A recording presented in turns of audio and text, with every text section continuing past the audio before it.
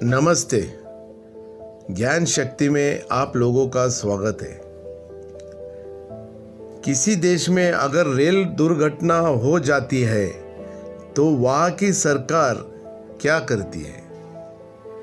वहाँ की सरकार रेल मंत्री को बर्खास्त कर देती है, उसको पद से हटा देती है ताकि उनकी सरकार सही सलामत रहे और उनकी सरकार नहीं गिरे।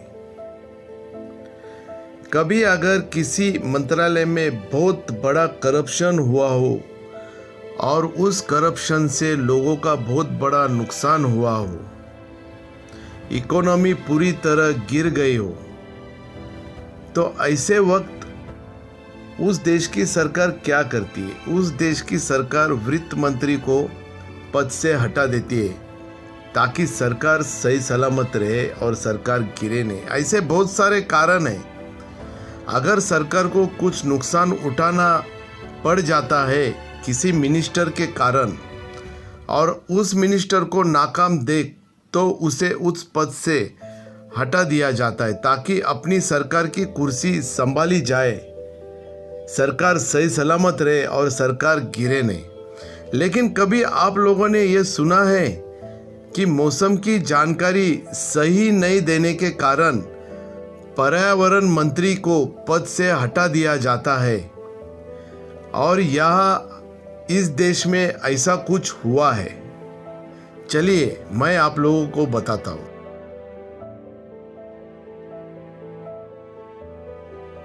यूरोप में हंगरी नाम का एक देश है, उसमें एक नामचीन शहर है बुदापेस्ट। सुना होगा आप लोगों ने।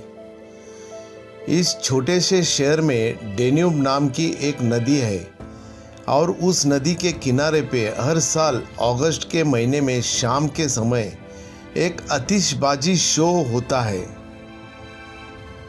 जो इस शहर के लोगों के लिए बहुत ही बड़ा मनोरंजन देता है। और यह शो इतना बड़ा होता है जैसे एक बड़े त्योहार जैसा। समझ लेना, ये जो शो है इन शहर की लोगों की और इन देश की एक शान है। लेकिन दोपहर को ही उसी दिन यह कार्यक्रम को रद्द करना पड़ा, यह शो कैंसिल करना पड़ा।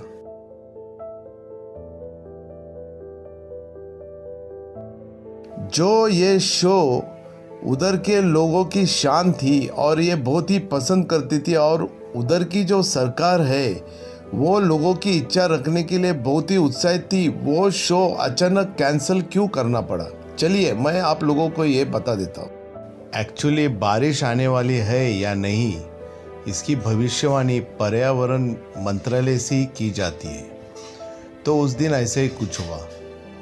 2 दिन पहले एक फेसबुक पोस्ट में राजधानी बुदापेस्ट में बारिश और हवा के झोंकों की भविष्यवाणी की थी, जिसके कारण शनिवार की आतिशबाजी रद्द कर दी गई। हालांकि तूफान राजधानी से चूक गया। बुडापेस्ट से टकराने वाले तूफान और बारिश के बादल उस दिन डेन्यूब नदी से कई किलोमीटर आगे निकल गए और डेन्यूब में बारिश नहीं गिरी।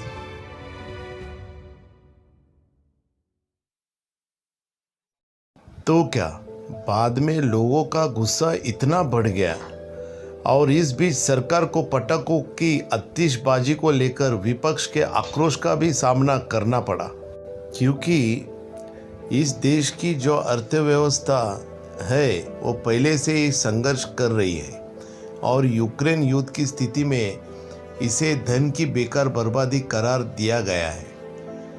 तो 2 लाख से अधिक लोगों ने पटाखों को रद्द करने की मांग वाली एक याचिका पर हस्ताक्षर किए गए थे। लोगों ने कहा कि खराब मौसम की झूठी और भ्रामक जानकारी सरकार से दी गई है। लोग हैं तो सरकार है और ये सरकार जानती है कि वो लोगों को नाराज नहीं कर सकती है। इसलिए पर्यावरण मंत्री और उनके लोगों को सरकार ने आखिर में पद से हटा ही दिया। मौसम की भविष्यवाणी के लिए कंप्यूटर में प्रोग्राम का उपयोग करते हैं। हम भविष्य से डेटा एकत्र नहीं कर सकते हैं, मॉडल को भविष्य के मौसम की भविष्यवाणी करने के लिए अनुमानों और धारणाओं का उपयोग करना पड़ता है। वातावरण हर समय बदल रहा है, इसलिए भविष्य में आप जितना आगे बढ़ते हैं वे अनुमान कम विश्वसनीय होते हैं।